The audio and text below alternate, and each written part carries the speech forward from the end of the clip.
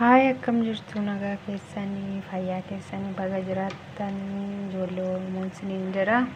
Har'a akkamiin loobii akka hojjannu ilaalaa. Asii timaatimii quncisee mureen jira. Asii shunkurtii diimesseen xabbaasee maaliif yeroon mururree isinitti nagarsiifne isiniin jedha. Dhiifaman gaafadha isaaf immoo amma itti naqanne sirriitti xabbaasna waliin ilaalaan haala duraan isiniin jedha. Sirriitti shunkurtii faana otoo timaatimii itti naqee waliin sirriitti xabbaasuu qabna isiniin jedha. Daqiiqaa muraasa keessatti hojjetamee xumuramaa.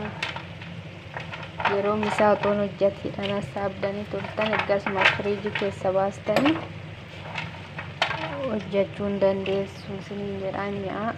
Dammoo ani baay'iseen jaalladha wanta kana. Isinis mee mokkoraatu ilaala. Baay'ee namatti tola isiniin jedha. Walaa gargaaruu walaa jajjabeessinuu. Egaa shunkurtii faana shunkurtii ennaan mursula isinitti hin agarsiifne dhiifama isin gaafadheera. Akka bira na darbittanis nan beeka.